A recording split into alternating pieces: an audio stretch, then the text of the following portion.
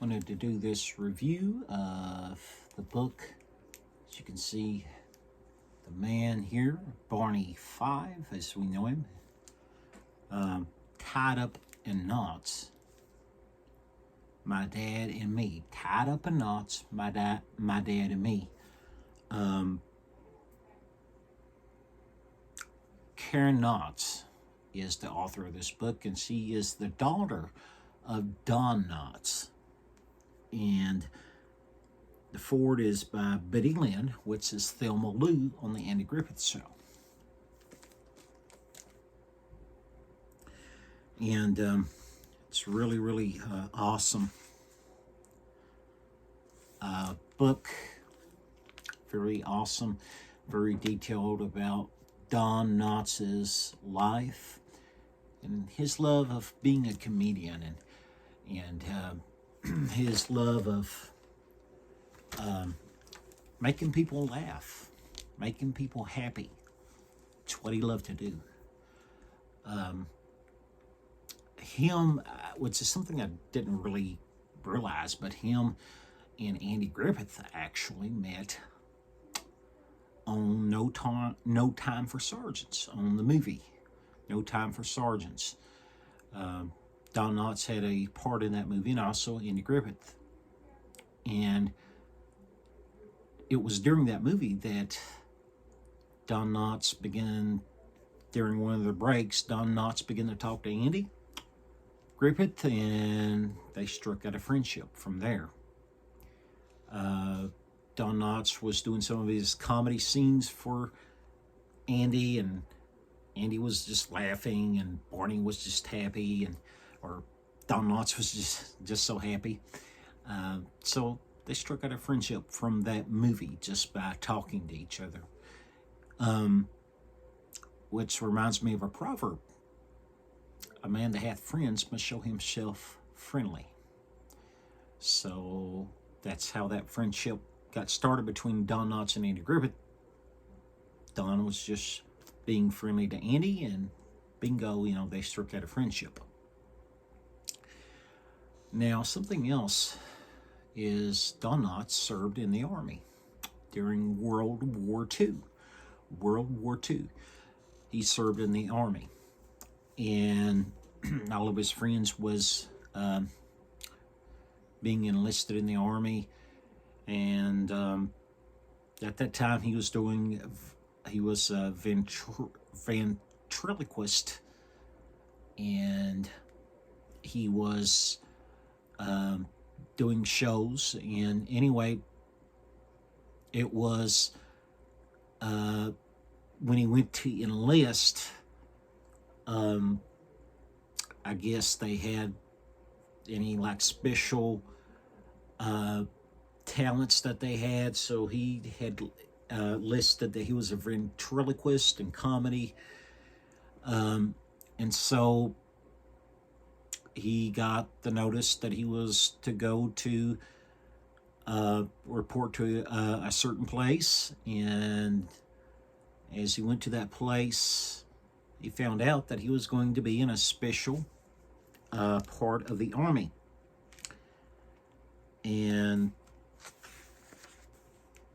the part of the Army that he was going to be in was involved in going around to the places where the soldiers was fighting during World War II and provide comedy for them, provide entertainment for them, because they knew how difficult that war could be on our soldiers and veterans, and they knew that. So they were actually in a special services entertainment unit called Special Services. It was actually, and Stars and Gripes was the show that they would go around performing. The Pentagon actually notified them what they were going to be doing. So it was Don Knotts that was in there Trying to think here. Sax player named Dave Rafferty had a drummer, Joe Damani.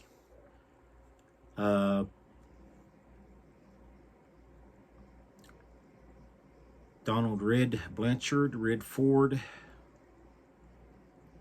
A lot of guys were named Red in this era, like Red Skeleton, Red Buttons, but anyway, they were there. There was also a third comedian named Mickey Shaughnessy, but there was several that was in this special entertainment troupe. In an entertainment unit called Special Services is what they were in. But you know, there's another proverb that I'm reminded of when I was reading this. It says, laughter doeth good like a medicine. You know, when I'm in a stressful situation, I can turn on a Don Knotts movie, like Apple Dumpling Gang, the Apple Dumpling Gang Rides Again, or The Shakiest Gun in the West, or The Andy Griffith Show, or something that has Don Knotts in it, or Tim Conway even. And in a few minutes, I forget about what my worries were. I forget about what my struggles were. Seems like my blood pressure goes back to normal, I guess you could say, because laughter and happiness really does go a long way. It really does. And Don Knotts was that type of person. He wanted somebody, and he wanted to spread that laughter. He wanted to spread that joy. Even though he went through a hard time in his childhood, he went through a very, very rough time. And she writes about the rough times that he went through in here. It wasn't all happiness in Don Knotts' life, but he overcame a lot of that.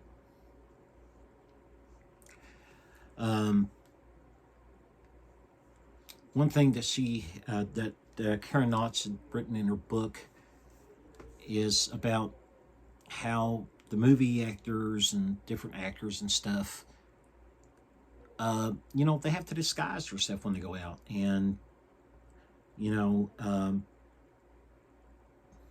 I guess, so to speak, if they don't disguise themselves and somebody recognizes them, you know, they're kind of, I guess, harassing them in a certain way, you know, wanting the autographs and, you know, information from them, and et cetera, et cetera, et cetera. But I can see how hard that would be, because, you know, you can't be who you truly are, because they're expecting you to be somebody else, and you know, you have to disguise yourself and sometimes go by a different name, you know. But I can see where that life would be very hard, and it was hard on Karen Knotts and Don Knotts both. It seems like people need to be more respectful, you know. For instance, one of the WWE wrestlers, Mick Foley, he came around here in Kentucky, and he was signing an autograph of one of his new books that he had published. And there were so many people lined up to get his autograph. You know, they gave him a lunch break, and I was at McDonald's just right down the road, and here he came in McDonald's, and he sat down at my table, asked me, was anybody sitting with me? I said, no. I said, sit on down. And he was talking to me about how people was not respectful of their privacy, you know, and how people expected him to be the character that he was on wrestling, you know. They just didn't understand that it was entertainment, and that's the same way that it is with Don Knotts, you know. He was an entertainer. He loved to do that, to spread joy. But in return, I could see how chapter in there that Karen Knotts writes about that. Just, she had a rough time dealing with that, but she got over it. And something she writes in the main last page in the epilogue. She said, "I was a late bloomer. It took me a long time to develop, but I'm proud of who I have become and of my generation. We baby boomers have always redefined ourselves and will continue to do so. It's not our fault that we got stuck with that dumb name. The media reminds us of our advancing years and implies that we'll become irrelevant. The ideal has even been put forth that we should quit our jobs to make way for the young. Well, I don't think millennials would be too interested in flying across the country to perform Tied Up in Knots in theaters like I have for the past decade. I've come to realize that every person comes to fruition at their own pace, each moment of their life, infinite possibilities." So it took her a while to realize her place there, I guess you could say, in life. But once she did, she's happy with it.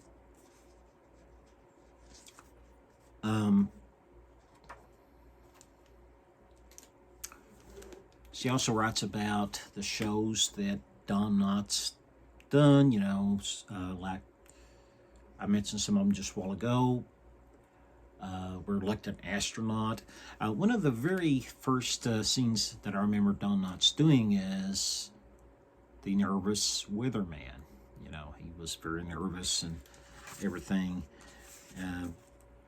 He also, I'll read some of the things here from the book that people have written. Gary Bossy says, "I love this book." Ed Asner says, "Don Knotts knew how to be funny without trying. He could puff up his chest and look weaker.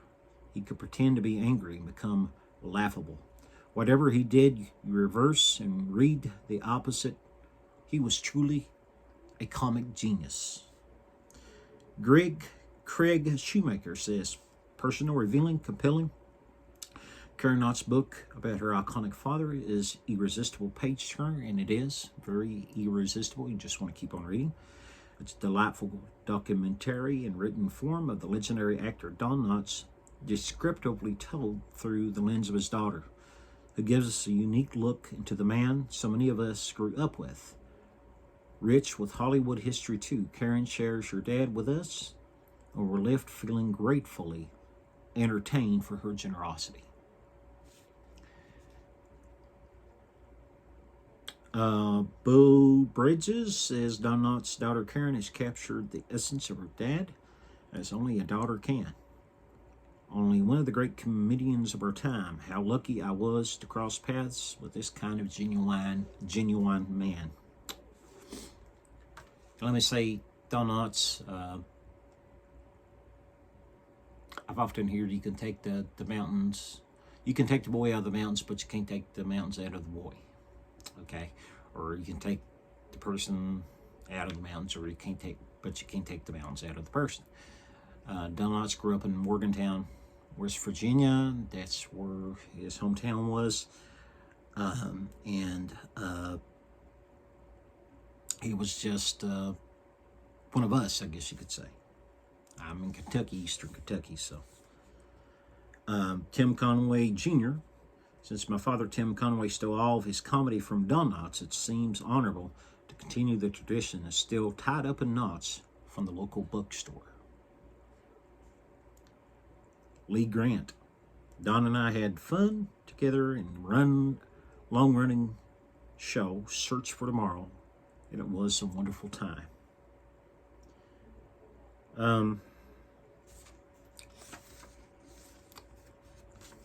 So many people that love Don Knotts. I know I did. When I'm having like I said, a bad day, I can turn on the Andy Griffith Show, and it cheers me right up. And even though I've watched some scenes lots of times. I go right back and I watch it again. And I have my moment of laughter again.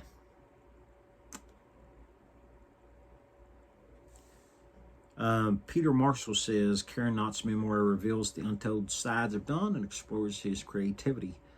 I loved knowing him in Yarmy's Army. Well, I want to say this. I want to close with this. It's a very good book.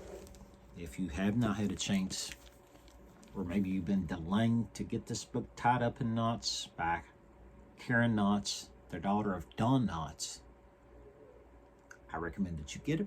I recommend that you read it. Gift it to a Mayberry fan. Gift it to one of them. Maybe you've got a Mayberry fan in your family. Gift it to them. Maybe for Christmas, birthdays, whatever. Gift it to them, because let me tell you, they will enjoy it. Because he was just one of us. And he had problems. And he had problems with nervousness, anxiety.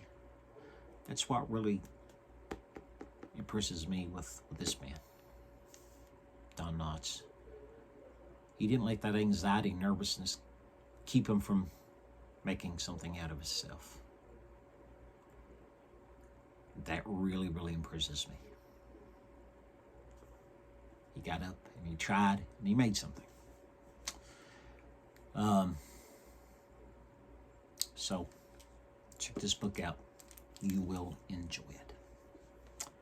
I'm Jason, signing off.